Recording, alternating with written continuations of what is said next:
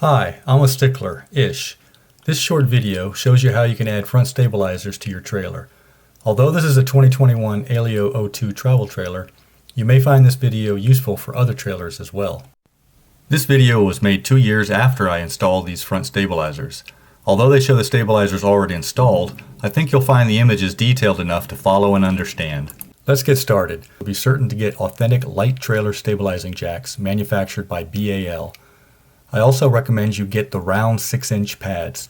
Pay attention to the model numbers, as only one model allows round pad attachment. Stabilizer jack attaching screws were included in my package, but I recommend you upgrade to 1/4 inch and use fender washers for a more secure attachment. I also recommend welding on the support angles, but if you decide to follow the bolt-on option, you will need 8 additional screws. You can get the aluminum angle stock locally or from multiple online sources. Here are a couple examples. Minimum order length is 12 inches, but the cost is very reasonable. Cut the angle stock into 4 2-inch lengths. A welder is not necessary if you go with the bolt-on option. The other tools are common. Note that corrosion is your enemy. Wherever steel touches aluminum will always cause corrosion. Consider applying Loctite 243 to the attaching screw threads prior to assembly, and then later spraying a corrosion inhibitor over and around the screw heads after assembly. You can't really prevent corrosion, but take every effort to inhibit it. I mounted the front stabilizers so that the pads barely extend past the body when stowed and line up with the wheels and rear stabilizer pads when deployed.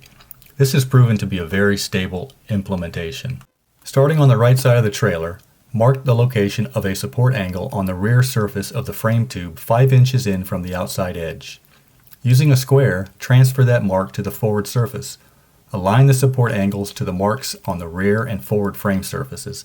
Make sure the bottom surface of the support angles are flush with the bottom frame tube surface, then weld them in place.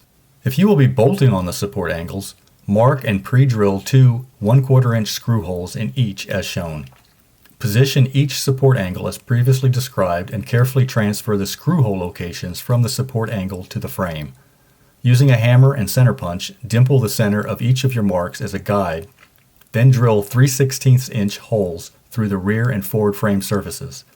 Apply appropriate thread locker to the screw threads and firmly tighten to attach the support angles to the frame beams. Caution! Do not over-torque the screws.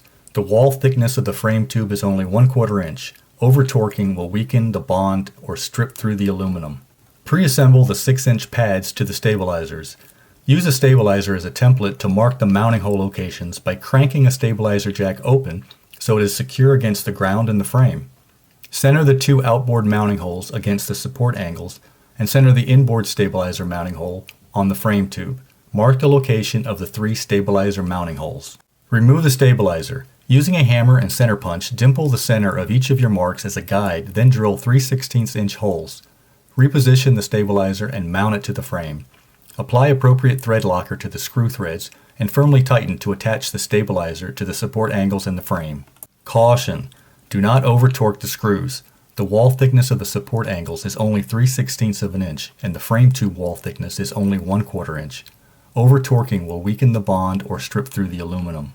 Now repeat all that on the left side, then you're done. Remember, get your trailer as level as possible before lowering any stabilizers. Do the best you can to level the side to side using some type of leveler under a wheel. You can fine-tune the fore and aft level using a tongue jack, but getting the side to side level with a wheel leveler can be challenging. Get it as close as you can, then lower the stabilizers on the low side first and use them to fine-tune the side to side level. Then lower the stabilizers on the opposite side to lock down stability. That's it. Happy travels and happy camping. Leave a comment if you have any questions or would like to share how you may have addressed these topics differently. Until next time, remember, read the manual.